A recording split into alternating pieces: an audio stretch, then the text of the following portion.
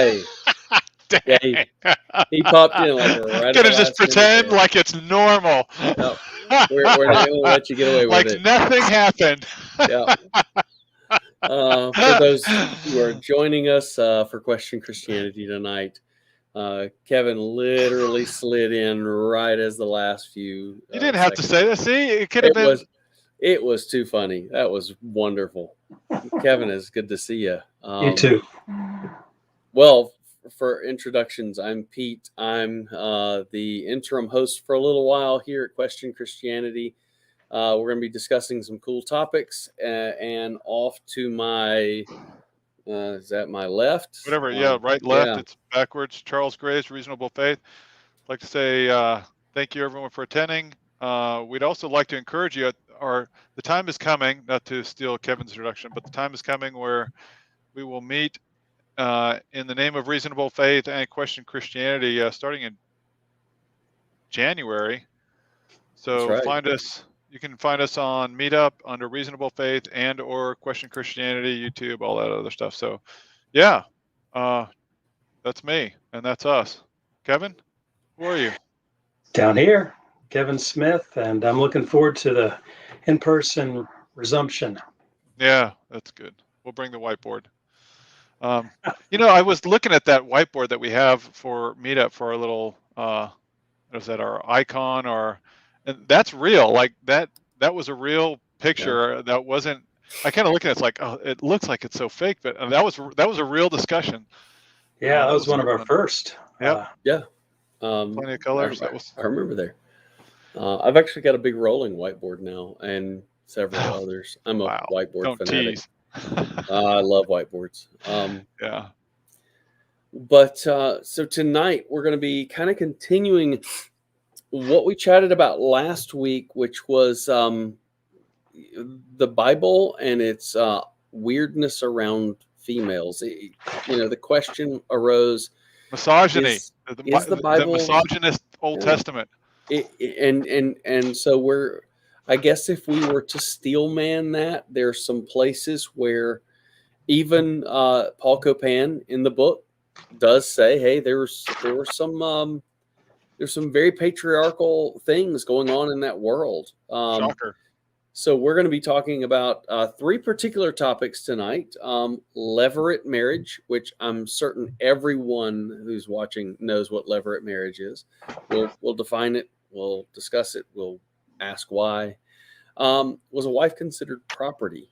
And it was that indicated in the Ten Commandments. And why no female priests? We might even hit on a few things that we did from last week. Charles or Kevin, anything you guys want to review from last week before we dig in? Well, as always, I'd like to just begin by saying, as we've said before, 10-second version, the Old Testament laws were temporary and imperfect. And if that sounds weird or new to you, welcome to our podcast. This is clearly your first time attending because we have gone over that just about every time. If that sounds strange or like we're anti-Christian in saying that, please go back and listen to our defense of that. It's actually a biblical stance, but enough about that. Kevin, you got anything? That sums it up. Yeah, good. All right. So can we talk about Levirate marriage? What does that mean? Levirate, leverage? What does that even mean? This comes from, if someone wants to check, it comes from Deuteronomy 25. It's also, is it chapter 10 we're in? I got the thing open. Yeah. Okay, chapter 10. Yeah. So we're in chapter 10, page 106 of Paul Copan's book. But Levirate marriage, what's going on there? Right. So one thing we could do to set that in context, I think, is to remind ourselves of ancient culture in terms of the value of woman and what was valuable to woman. One especially valuable thing, whether you like it or agree or think ought to have been so or not, was that women highly valued childbirth and having children, motherhood. That was just a universal, nearly universal yearning. Are you saying that in that culture, it might not have been the same with ours, where maybe women were putting their careers first and then childbearing second. Is that? That would be fair to say. Um, not not that women didn't have plenty of other things and responsibilities as well, and important ones as that. But just boiling it down to one particular point for now, most women really wanted to be able to have a child. Mhm. Um, Again, whether we think they ought to have felt that way or not is really secondary. Point is, that was cross culturally true 4,000 years ago. So Mhm. the reason I bring that up is what this passage here in Deuteronomy 25 does is offer that possibility to a widow. Sorry, I just, before we dive in a little bit, you said it. I just want to make sure it was heard. This is not just a Old Testament thing. This is the entire ancient Near East culture at large. Right. If we were to Okay. look, at cross-cultural, cultural studies um, of that period, Yeah. ancient Okay. Near East, you're not gonna see something unique about that female longing I just, in I'm any anticipating particular. a skeptic saying, well, that's Yeah. because the Bible pushed that on them and said that that Right. was kind of their role, and then they're conforming to this. Uh, Yeah. and in reality, Motherhood didn't originate with the Jews. Okay. All yeah. right. Yeah. Sorry. So So please continue. Well, I want to point out one thing, and I think it bears repeating several times, is that when we judge ancient and we when we judge time periods, we need to judge it with their contemporaries. It is really easy to say, hey, they're not doing it the way we would. Well, we're an agrarian society. There were vast differences, not just they didn't have iPhones. It was a huge difference. And so we need to judge them in their time period and against other contemporary cultures, which is what we're doing tonight.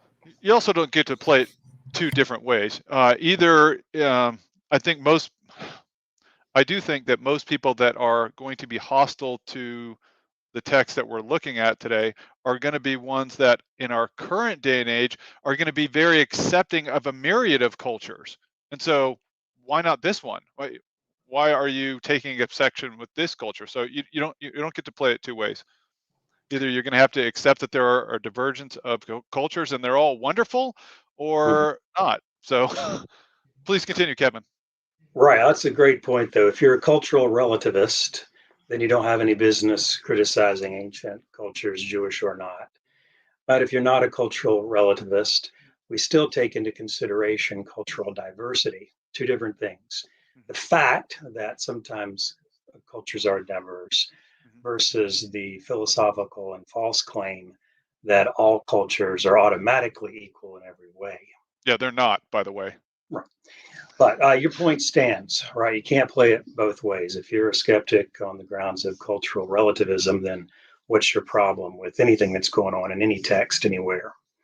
All right, but back to the culture as it really was.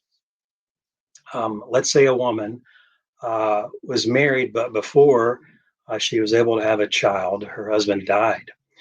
Now, generally, as a widow, then now she's back to square one. Especially At if she doesn't have kids. Sorry, especially if she doesn't right, have sons. right. A woman without sons is especially vulnerable. Yes, Ancient Near East. vulnerable. That's important. Mhm, Again, from our point of view, hey, we're all individualists. We can take care of ourselves. We can do our own thing. In our culture, our society, there's support mechanisms for that are mhm. different. All right, not so then. So the reality is, this woman doesn't have any children to help her, and the fact that she doesn't have children also uh, is normally leaves a longing in the woman in the ancient Near East. So Right. on both counts, along comes this Jewish standard, which offers her protection in both realms. Number one, So she's uh, vulnerable and she's about to get some protection. right. I like it. So instead of just having to, start from scratch, and perhaps there is, some other eligible male. We don't know how old she is, but anyway, the widow has this opportunity. If her late husband Mm. has brothers, then if she wishes, then they are obliged to provide her. They are obliged to uh, impregnate her. Now that it's very important that she doesn't automatically become some other family-in-law, Right. brother-in-law's This property, is or her automatically option. wife. It's her option. If Who's she who's wants to actually grow who old, is the obligation actually for? the command is to the brothers of her Gosh, brothers-in-law, this is really this is oppression against men here. If anything, it's like all whether of a they sudden like it or not. I have to do something. I'm not a willing participant. I didn't want to. All of a sudden, I have to take in this woman. I didn't marry. I don't really like her. Now I have to bring her in as a potential wife, and then what? It doesn't end there. Right. His duty is to impregnate her so that she can, in fact, have her own offspring, which she didn't have from her first husband. One So, quick thing, I yeah, do want to make sure that it's not misunderstood that it is an absolute requirement. There was a way out, but the man actually bore dishonor if he right, chose yeah, the way out. his obligation, he is obligated. It's not forced by law, but he's morally obligated under the covenant with God to do so. However, he does have an out. If he does refuse this duty, then he's simply publicly shamed. And there's a detail about how that is. So he has to give his sandal to the woman in public, which in that culture was a shame. So he does have an out. It's not a forced thing, but the deck is stacked in the widow's favor here Yes. socially. So she can choose whether or not she wants to get married to him. She can choose whether or not she wants to be impregnated by him. And if she is impregnated by him, what does that mean? Well, at the very least, two things. On not only should have her own child, but also children are important for caring for their aging mothers later in life. So she'll have as the child or children become of age, she'll have support and protection. And It's a who's natural order. this is gonna be really weird. And this what actually caught me. I thought this is just it made a lot of sense of something that actually we in our small group were studying just I guess it was 2 weeks ago in Genesis 38. But if she's married to someone, that the first marriage, and then the husband dies, and then the brother, especially if it's a younger brother, if the younger brother then marries the wife, the original wife, as he's obligated to, not forced, but morally obligated, and then they have a child, what is the legal stance of that son if it's a son? The legal stance is that it's her first husband's line, the heir. Yes, Right. So that's the so deceased interesting. male is honored by having an heir through through the through the woman, even though she's now remarried to his brother. So Yeah, again, this second husband who's he has taken up a his honor, lot all to right, lose. he has a lot to lose, but he is morally obligated to do so. It's Yes. a So shameful out. with great power comes great responsibility. So so let me just make that really clear because it's really striking how much the husband, because I think the reason I want to hammer this is the attack is going to be, oh, she's just passed down as property and she just becomes part of his slave harem, so to speak. It's like this is not a win for the husband.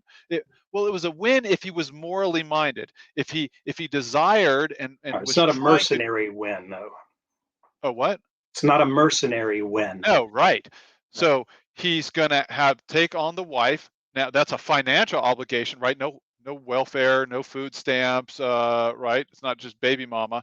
It's like brings her into the household, is married to her. She gets the rights as a wife, and then if they have a son, which is a big deal of the son that was born then, especially if the deceased husband was the older brother, then the younger brothers, his actual biological offspring would then be the legal son of the deceased brother, even though biologically it's the younger brother, and he would have all the rights of the firstborn brother, which is the majority of the lands going to him instead of, and even though it's his own kid, it's like it still goes to the wife and the son, even though it was Mhm. his kid. It doesn't go to his kids through his wife. Right. Which So, also dissuades this second husband from casting her off easily later. Mm. If he divorces her, he doesn't get the firstborn heritage Right, and and the there was land also rights a that note go in with there it. which I thought was a very interesting point, which is uh, sometimes, I don't know if it's many times, but certainly sometimes the property was actually what the wife brought to the table as part of mhm, her dowry. So it would be tragic for the wife to bring in this property to the family, then her husband dies, and then it just kind of passes on to the quote patriarchy. No, instead, the brother comes mhm, alongside, and it's not just the brother, like it traverses outward, right? If there is no brother, then it goes outward to the family, Mhm. which is kind of like the story of Ruth, um, kinsman Yeah. redeemer. So someone's going to redeem that for her so that her property remains to her. This is an absolute wonderful protection and just an amazing improvement over the ancient Near East yeah. culture. So one thing that I think is an interesting parallel even to today, this is a statistical truth, while not necessarily a moral truth, is that women, even back then, often outlived their husbands, um, and women tend to today. So if you think about a woman outliving her husband and having a male heir, it was like, okay, I've outlived my husband, but by the time my husband has died, I've got a son who's old enough that he can step in and take care of the mother, the mother and or the mother-in-law, and be a caretaker to, again, a vulnerable person. An aging woman in that time would have been, an aging woman would have been considered a burden probably in a lot of cases. And this was very much a way to say, we are going to protect those people who would be most vulnerable in a world where the creature comforts we're accustomed to and that we judge our society by, and we honestly judge other societies by, is because we have those creature comforts. A woman today, older or otherwise, can, at the drop of a hat, live on her own, be self-sustaining, and have no problem. That wasn't so, thousands of years ago in the ancient Near East. Right. So it's a rough world. Yeah. The final thing that Paul Copan says here in this section, which I also thought was really interesting, was his account of what happens in um, is it? I think it's Deuteronomy with Zelophehad, the daughters of the deceased sonless Mhm. Zelophehad, and Right. the appeal to Moses there. And without going too much into depth, what we see there is um, th- this law that we're talking about, or here this custom, um, strongly encouraged custom of the Levirate marriage, is a protection. It's kind of like a minimal standard. It's like, okay, look at this um, vulnerable woman needs to be taken care of, and so that's going to happen in this culture. But there's this room for becoming better, and so what happens in uh, Leviticus is there's a situation where the existing law isn't quite good enough. I don't want to go into depth, and frankly, I don't Well, a remember. loophole is in Numbers 27. A loophole is found where the women are their interests aren't being protected properly in this too broad of a law, general rule. And so they directly appeal to Moses, as you said, and he, in short, closes that loophole to the benefit of the women in this case. Yeah, and it's God that approves that. So Yes. Moses basically goes, God's like, and God approves it. So I really like that, because what it shows is like, hey, if you guys want to be more moral, absolutely, like we can grow there, which was kind of the whole point anyway. It's like, here's the ancient Near East culture, bad, like things are broken. We're going to enter in here. We're going to do something much better. Perfect? No, it's not perfect. It's much better. And as you guys get to see that morality, if you're Mhm. growing past that, fantastic. And I think that they did see it because in that exceptional case where there was an appeal, just the fact that a small group of women could approach the lawmaker with confidence Mhm, on the basis of the idea of a more perfect justice. mhm. First of all, get a hearing, and second of all, a favorable reception and outcome. That you're going to have a hard time finding that anywhere else in And the it was world. included in the text. It's Yeah, not and then like, the "Oh, let's text sweep this records under the that rug, as let's hide it." a It's like, positive no, example for us to continue building on. right, Right. we want to include this. This was a good, beneficial thing. This shows the moral improvement. And I think it's really, I keep saying really interesting, but this is kind of the end result of this, I think, or one of the end results of this is what we find in Jesus' Sermon on the Mount. You have heard that it was said. It's like, you thought the law was this, like it's, it's even harder and better, and there's so much more room here that in fact now you can You realize haven't that you're never fathomed. going to be able to keep it all. All right. Yeah. I would want to make sure we reiterate that, and we've said it. We've kind of like snuck it in, or just kind of set it under the just under the radar. But I'd really like to make sure we bring it to the surface continually. Is that it was better than the contemporary societies around them. Other societies would not have afforded these levels of Yeah.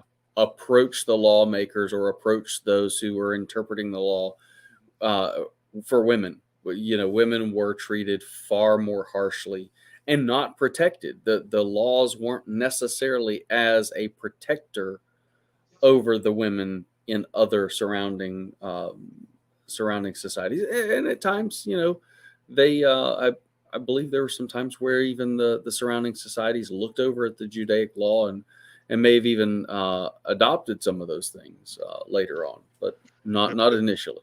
Yeah, it's not just a good leap forward, it's a miraculous leap forward.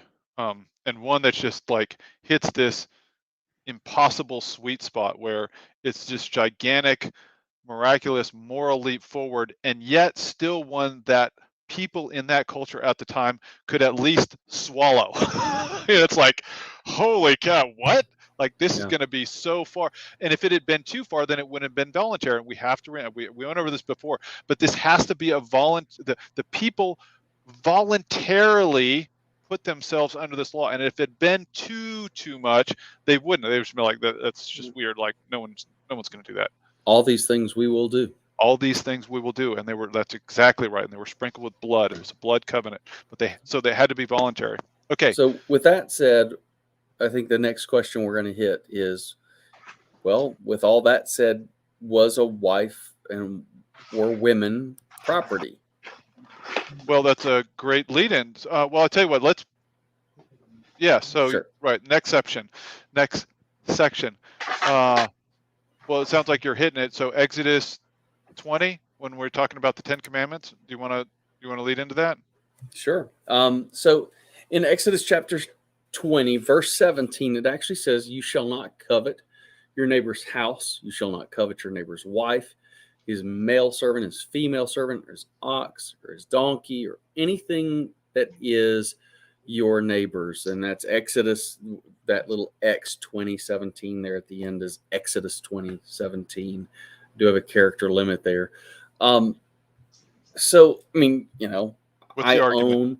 I own, and this is, let's steelman this argument. if we're saying that the Bible is proposing that women are property, we're looking at the context of this one single command saying, well, it's his male servant. It's an owned piece of property. His female servant, owned piece of property, which, by the way, not all servants were owned. There were voluntary servants and that sort of thing. But his ox and his donkey, I mean, come on. That's like saying, hey, I've got a Beamer outside, or I've got a Ford F-150. It's mine. Therefore, if we take in context that this right here is saying you shall not covet your neighbor's wife or their house, which is property. So it says it right there, Charles. It says property. It says women are property. Right. Okay. So here's the. I'll pose it as a question. Is it fair to make an implied argument against an explicit text? And what I mean by that is the argument from property is an implied argument here, right? At best, because nowhere in here does it say women are property or the wife is property. It doesn't say that. There's a list of things, and it's an implied argument that because some property is listed, that everything there therefore is property, and that the only things that we can covet are property, I guess. But at best, it's an implied argument. Okay. Yet there are other texts that, and we'll talk about them in a second, that make explicit statements of not property. So is that fair? Are there?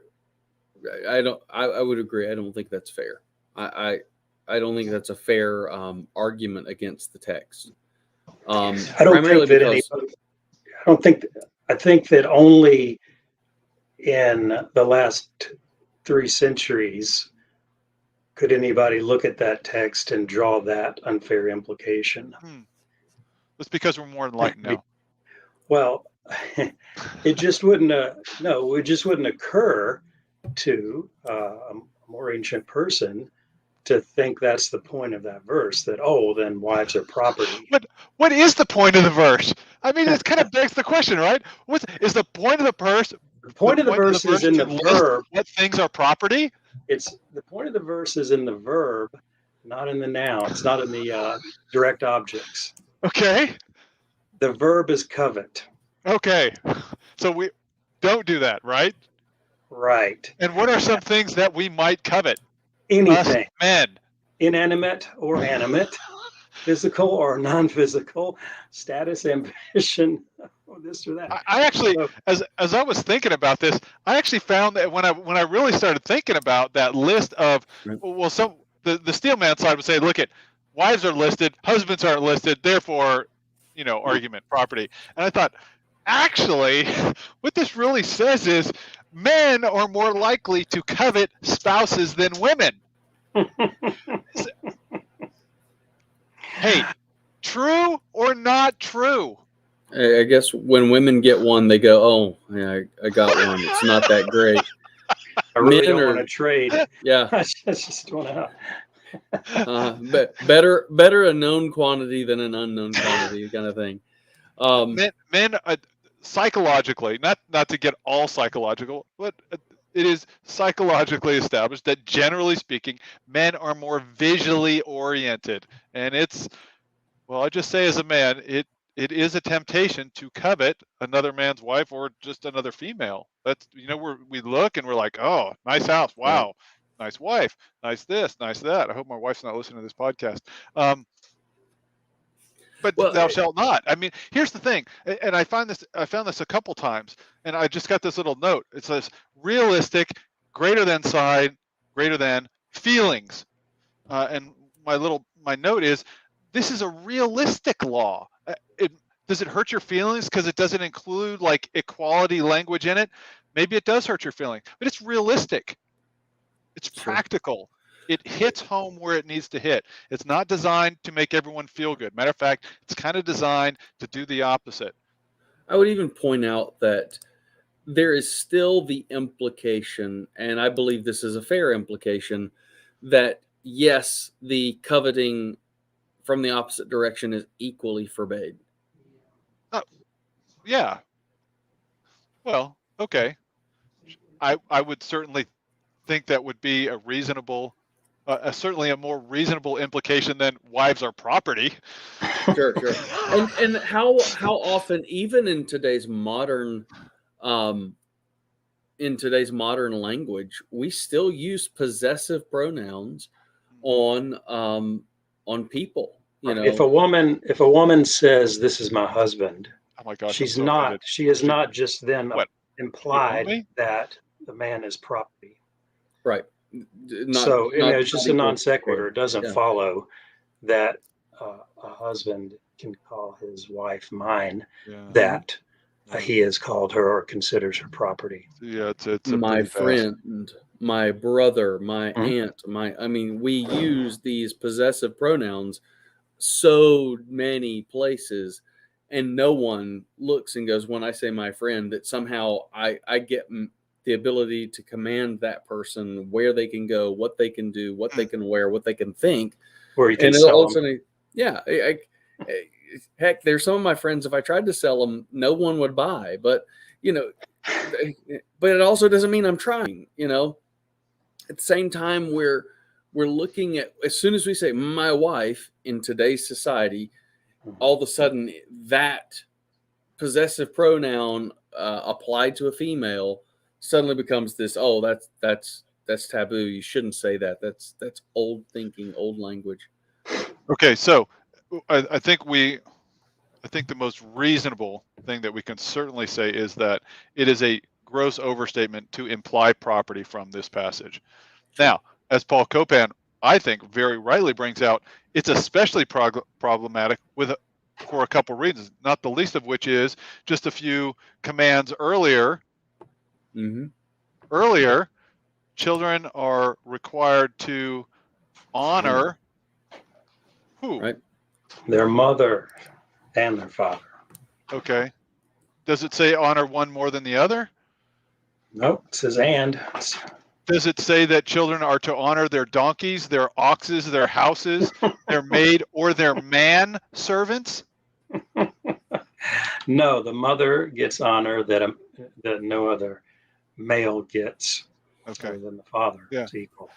I think that was a really interesting point that he brought up, the man or maid servants, like here, because if it was really all about property and misogyny, then it was like, you should honor your father and your manservants, right? Right. But no, it's like, it has nothing to do with man or maid, so you don't honor those. You honor your mother and your father. So that And, means that a head of a household who has a living mother, he's still to honor and there was her. a point in time in, oh, sorry, go ahead. No, that's all. So It's a there wonderful was commandment. there were contemporary societies that where the son would have gained charge over the mother, at a certain age, and the mother would have had in contemporary cultures surrounding them, Yes, not in Jewish culture, not in yes, biblical culture, correct. but in surrounding cultures, it was okay. Now the son's old enough, mom, you're now subject to the son. Whatever he Right, says, because you do. she's female and he's male. Right. Right. And yes, that was a patriarchal society, that this law, honor your father and mother, and the don't covet, was now added to and improved vastly upon the expectations of son and mother and men and women relationships. Yeah, it's Okay, here's another big problem. Go ahead, Kevin. not a minor command. It's one of the 10. Correct. Honor As a matter of your fact, the father and land your was mother. actually, it's the only commandment with a promise tied to it. Yes. And land was a huge deal. So honor your mother and father, that it might go well for you in the land that the Lord is giving you. Yeah, it's like, don't blow this one. The land is riding on it. Your land, your promised land. You can blow it with this one. You can By blow it with being any of them. misogynist towards your mother, you're gonna blow the whole covenant. You're out.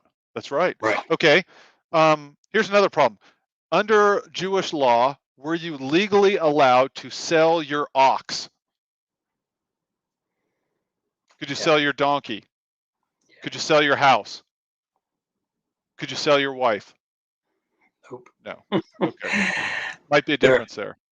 there's all sorts of trade laws, economic laws given in the Hold on a It's weird. Pentateuch, If it's your right? property, why can't you sell it? It's your Hold on a property. second. But remember, Joseph was sold into slavery. People are going to say that. But not to Jews.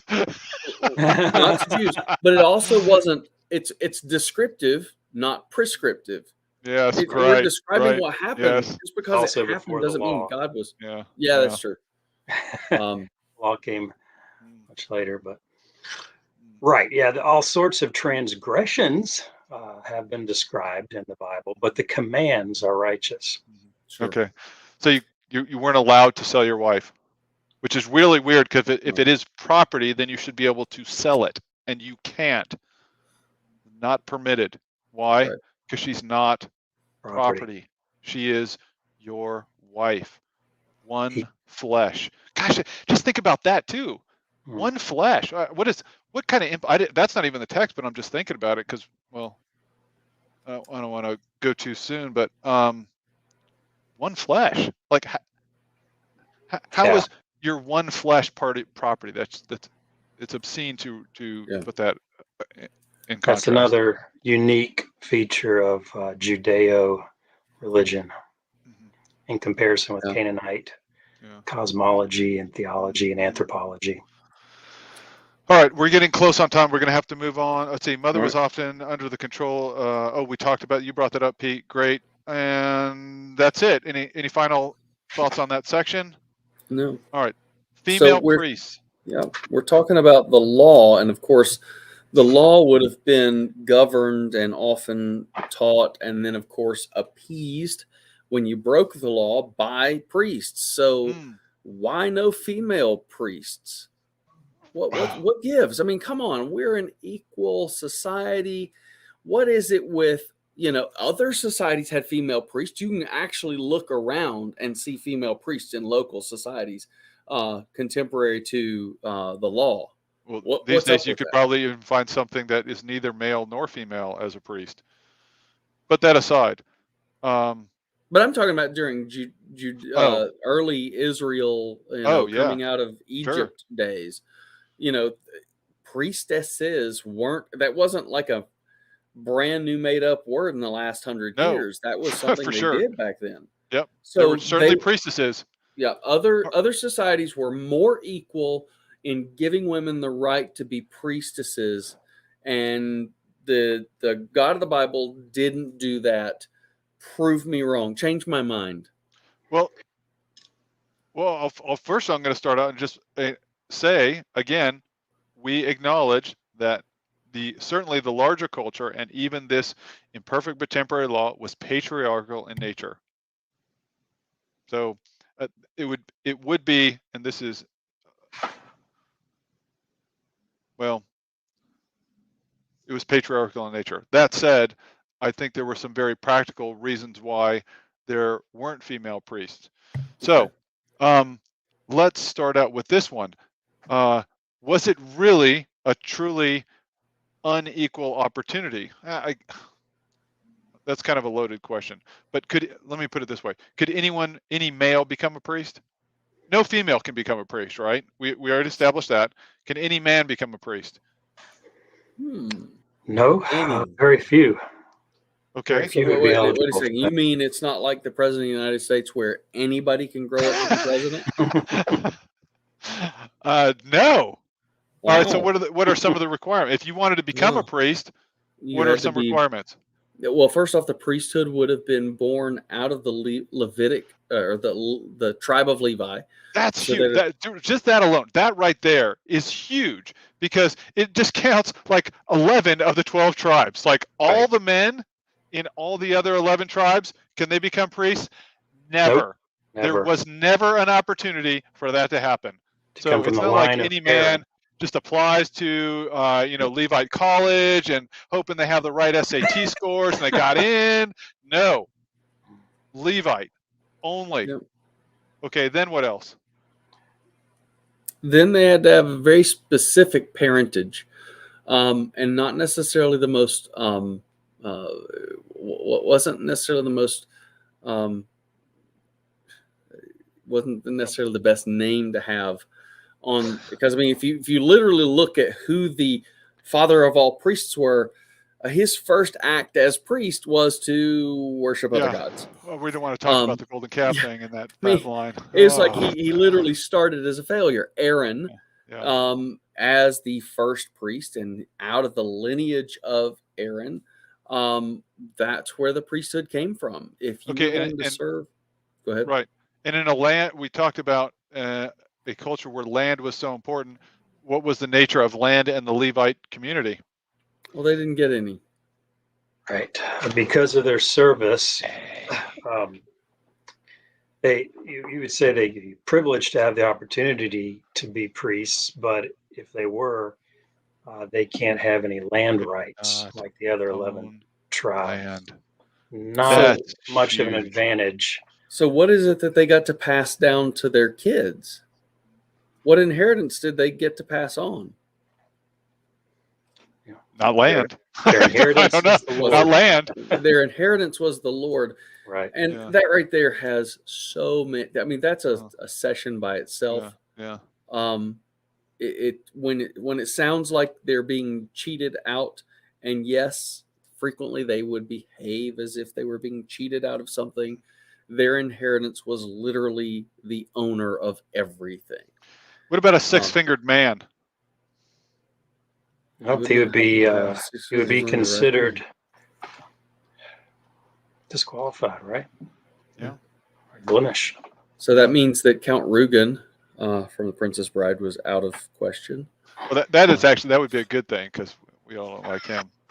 Yeah. But any birth defect, so it's like this narrowing down. It's like had to be from this certain line, had to be, lamb without. Did I say lamb? Sorry, my fault. Had to be, without blemish. Had to be this, that. Then you can be a priest. Okay, but it's not just any Joe Schmo off the street. Okay, so it's a very specific thing. Okay, now so it's not just any man. Now let's get back to the idea. Well, why can't it be? Why not just a woman from the Levite? That at least would be more equitable. We all love equity. So why not female in the temple? The temple, at this point, they're located in Canaanite territory. Now, by the way, we kind of skipped over a couple other things he said prior to the giving of the law and the temple per se. There's a broader notion of priesthood that Copan argued his broad notion of priesthood wasn't limited to male or female. I don't know if we want to come back to that or not, but you can hit it now. I think we should hear it. I'm not sure I like it, but we should at least say it. We should talk about it. Yeah, just we are sharing what Copan argued, whether it's each I have can to at least evaluate their own. respect But he does make this point that if you're thinking of a priest apart from a temple, what does that mean? It just has to do with some sort of service to and pointing to God, right? So this is very broad sense. He argues that Eve could be considered carrying out a priestly role in Eden. To quote him, biblical scholars see this location as a sanctuary, Garden of Eden, sure, that in some dim way may foreshadow the tabernacle to come. Yes, as a matter of fact, the tabernacle was ordained as if, with trees, as if it was Eden. Fair enough. Right. He also points out that some biblical scholars think that the priesthood was in a general sense offered to all of Israel, but that they refused to go up on the mountain, so a representative was sent in their place. That's an argument that I thought, yeah, I would have to see that fleshed out to really put a lot of. Yeah, I wasn't. I guess I like the way you said. I'm not satisfied with that. Right. Yeah, I there mean, might be more to it. I wasn't satisfied with just that. I'm equally convenient argument right here, but I'm not sure about that. Okay. I'm equally dissatisfied with the idea that priestesses were that this is 100% a reason for not having priestesses was to prevent sex work as a priestly duty. I believe that was much more plausible. Yeah, it's more plausible, but I don't think that was the only reason, and nor do I think it's proposed as the only reason, but it did serve as a way, since now females were not part of the priesthood, it did serve as creating that priest, entering into the temple, entering into the tabernacle, and into the sacrifices, as more of a focus on the sacrifice and the sin versus the having sex with a temple prostitute type thing. Yeah, but I think Which is we might be getting ahead of ourselves with some listeners. The Canaanite nations, the yeah. nations around Israel, they had priestesses, but it wasn't like, oh, they're more egalitarian. Yeah, what was the role of the priestess? The priestess's role was to sexually service all the men Right. who came to temple in Why? order to What was the stimulate. reasoning behind that? All right, so in fertility mythology, the gods and goddesses above are stimulated to have cosmic intercourse, as a The result of more which the more you're rain acting that falls. out in And the temple, the right, more the gods are likely to reenact that on a global scale. right. So if we say, oh, women today have the opportunity to go into ministry, it's not an the Canaanite religion was not. It's not an opportunity to bless someone with. It was Uh-huh. an occasion to subjugate and objectify women sexually in the name of religion. So, because that's entirely their geographical surrounding, it it would be a grave oversight of protecting a vulnerable population to set up a system with priestesses But in anywhere in that area, because it's but going we to be know we all the know from more subject. But we know Yeah. from the rest of the Old Testament that the Jewish nation was never tempted or fell into repetition of their surrounding culture. No, not at all. I mean, we That literally was can't that was read never on the table. a Did that ever handful of happen? chapters later. Yeah, it's literally Um, a handful of chapters later, and you see it is almost uncanny that in those situations, when we see the law, God is saying, "Oh, and by the way, when you break this law," and it wasn't like a You're right. if, it was when. yeah, and When that you go into the land, when. okay. I'm going to read. I want to read this. This the reason to this is to prevent the contamination of pure worship in Israel. In ancient Near East religions, I think this is worth quoting at length. In ancient Near East religions, the god and goddesses themselves partook in grotesque sexual act. They engaged in incest. They practiced bestiality. Baal having sex with a heifer, which gives birth to, we probably should have done a child warning. They engaged in sexual orgies and seductions, and all this without a hint of condemnation. The religions of the ancient Near East commonly included fertility, cults, rituals, goddess worship, priestesses who served as the wife of the god, temple prostitutes abounded, and sexual immorality was carried out in the name of religion. To have sex with a priestess meant union with the goddess you worshipped. It's not something you even want to get close to, right? We've talked about these before. These are very healthy boundaries. It's like you don't want to walk as close to a cliff edge as you can. To have sex with priestess meant union with the goddess which you worshipped. In fact, sex with a temple prostitute would prompt Baal and his consort Asherah, if you're talking about an Asherah pole, Asherah to have sex in heaven, which in turn would result in fertility all the way around. More kids, more cattle, more crops. Sex was defined in Canaanite and other ancient Near East cultures. Adultery was fine. It's fine as long as it's sex. It's a religious adultery. Oh, just as long as it's spiritual, right? And then he has this, and I'll end here. Then he has this one line: "We become what we worship." Yeah. And we frequently we hear people who look at the guarding of pastoral ministries and guarding of ministry, not for men only. It's not just that it's a men's only club, but rather that it is the men's act of service towards the body, and of course in that body being likely 50% or more female, that service is not to draw attention to a man's pleasure, but rather to his service to God on behalf of, in a sacrificial way, for his family, for his wife, for his children. That's why we see in Ephesians, we're told that men should not only love their wives, but they should be prepared to give themselves for them, like Christ did the church.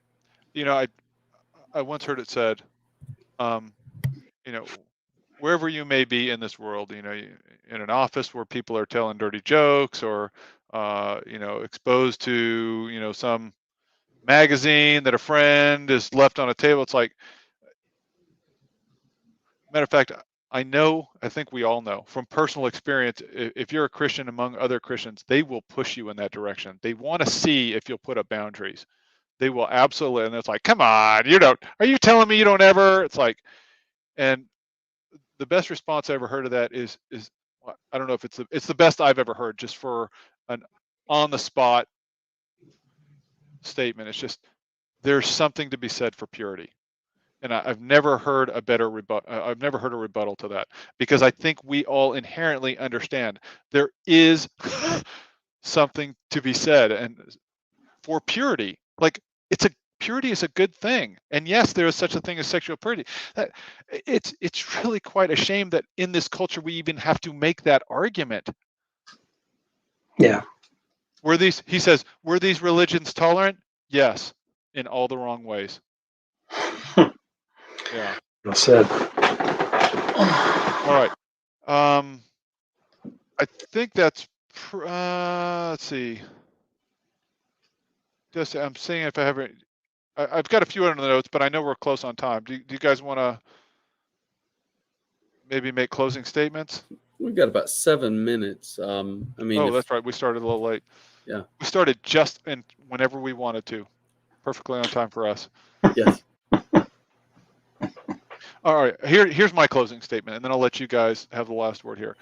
I think I said this before, but as I was reflecting upon this, what I came away with on this was, these are practical, realistic, and wonderful steps towards an ideal morality. Not the final step, but wonderful and practical and realistic. And does that hurt some feelings along the way? Maybe it does hurt some feelings, but I would take truth above emotions any day. Not that emotions should be utterly dismissed. Truth is king. I would agree. And there's a truth to these laws and their practical application for the culture at that time. And it's a miraculous, wonderful step. And it probably does hurt some feelings these days. And I'm sorry that feelings are hurt. I hope you can see, I hope we've tried to explain that actually this is a defense of women and a protection of good, pure worship.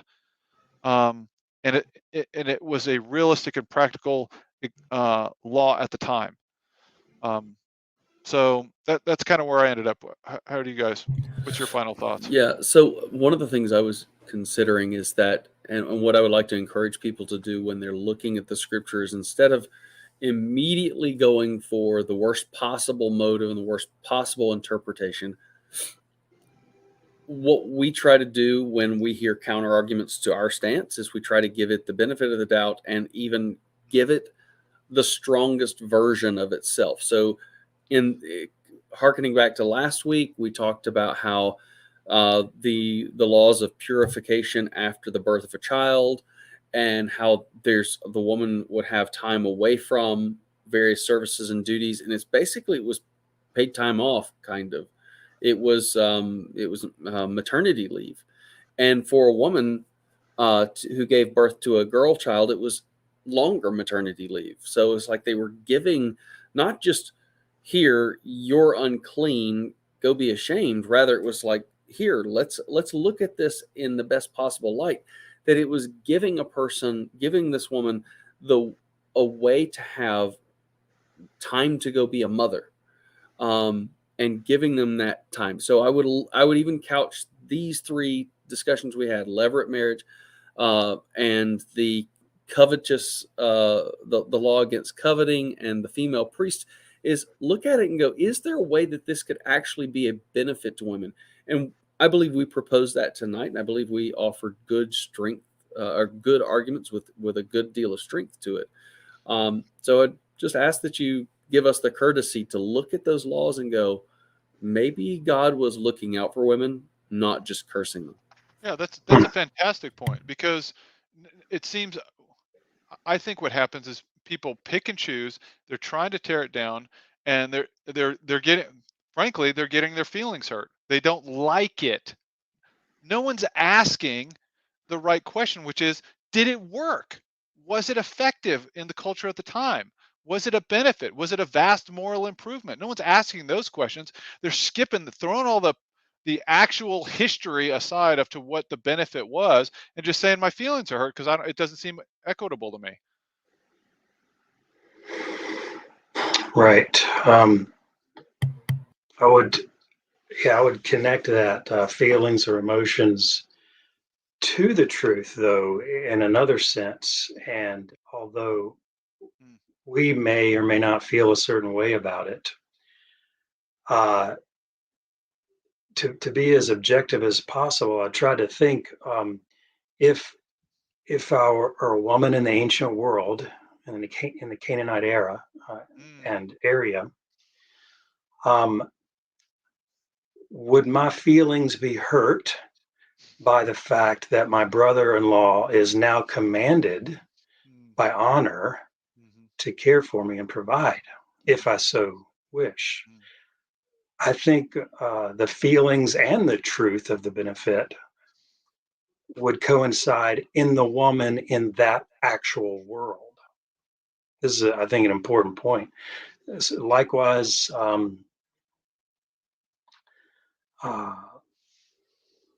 I'm blanking now. Let's see, what was the second one we did after Levirate marriage? Uh, Coveting, right. Coveting. Likewise, if I was a woman in the patriarchal world, ancient world, mm. I Wow. think I would be glad that Yes. there was a divine command Yes. directed to my husband to keep his eyes over It's here. not just me telling you to keep your eyes off Yeah, her. It's right here, God. here. Yeah. Yeah. I think that my feelings would match the truth of the need of the situation if I was the woman in the real situation, Well, not in some mixed up confabulation of now and then, which is the root of the issue I think that you were getting to, gosh, this is Charles. such a wonderful point. Are you going to do the third point? Because I can see, I can. No, you go ahead. Well, it's great because, if, again, as a male, but if I was a woman in that culture, and would I be thankful that when my husband went to temple, he was going to actually worship God, and he couldn't get away with adultery by having sex with a There's priestess? no females there at Right. the temple. Oh, you're going to You worship know what God? he Good. I wasn't don't have to doing. worry about what you're doing there. It's like, it's going to Right. be, hopefully it's going to be pure, and it'll be a pure worship of God. So as you were asking that, I just thought, man, if I was a female in the ancient Near East, what nation would I want to live in? Just- And yeah, the there's answer really is no the answer is Israel. ask Ruth. Ask Do Ruth. we have That's any rude. examples Oh, where that's people good. who were, I don't know, temple prostitutes, where they wanted to live in Israel? Any examples come to mind? Oh, Rahab. Rahab the I don't know that prostitute. she was a temple prostitute, but she was certainly a prostitute. Yeah, Yeah. and she wanted something better, so Yeah. she went with Truth is king, Joshua's man. army, right? And just so happens, I believe Rahab is in the lineage of Christ. Yep. That's right. Um, We've talked a lot about the vulnerability of women, and I can possibly anticipate contemporary woman thinking, what this makes it sound like women are weak. No, there's a vast difference between weakness and vulnerability Mm. because of social situation, geography, or other external factors to your character. It's not the case that other than maybe physically. Okay, I'm going to say, yeah, generally most men are physically stronger than most Shocker. women. Generally, Shocker. you know, maybe we've lost half the audience right there, but granting that much, at the same time, I want to say that doesn't mean women are weak in any other, in any other sense comparatively. Um, But we are talking about a Sometimes physical, emotionally brutal stronger. society or Yeah, culture. so the fact that we're saying Right. that women were vulnerable isn't. We're not creating a narrative of a woman as weak. We're, Right. we're the narration is of the facts of the history in which women were made vulnerable Uh-huh. by Right. various systems, and Yep. God is their protector through the covenant. Wow. And we I can like see that. examples of very fierce women who, throughout Scripture, Absolutely, absolutely. I mean, you want to talk about women in battle, there's Deborah. You want to talk about women who just are, again, brutal. I can't remember her name, but she drove a tent peg through a That's guy's right. I forgot head. about that. I mean, we're not talking, but understanding that brutality was, endemic of the society at large. Sure. It was a brutal society. It was a brutal way to live. Our I brutal mean, societies probably favor the male physical advantage, and so a covenant like this really elevates and honors women. Yeah. yeah. Yep. Well, I this has think been yeah. a really. I feel like this has been one of our best. I I would love to revisit this, but next time we get together, it's going to be in a couple of weeks, I believe, right? And we're going to be discussing. We're going to be moving into chapter 11 of "Is God a Moral Monster" by Paul Copan. So definitely, if you've got the book, read ahead. Maybe Mm, post some questions in the comments. do it. Um, we're going to try to be prepared and have some equal time on the topics that we think are worth discussing. So thanks for joining in. Any last comments from the two of us? The Like team? us. It really helps. Just Yeah. a single like. If you haven't liked us, please like us. Please subscribe. Really helps our channel. We want to get our message out there. We want other people who maybe have a very shallow view of Christianity and Yeah. our God, our loving, protective God. We want to give answers to a needful audience out there. So next time, and I'll tease it. So next time, bride price, polygamy, concubines, and other such questions. That's what we'll be Oh, talking about. wow. Those Yeah, are man. some tough topics. Yeah. For everyone who joined us online and for those who may be watching this later, thank you for joining. Like and subscribe. And thanks for joining us. Have a great night. Bye. See ya.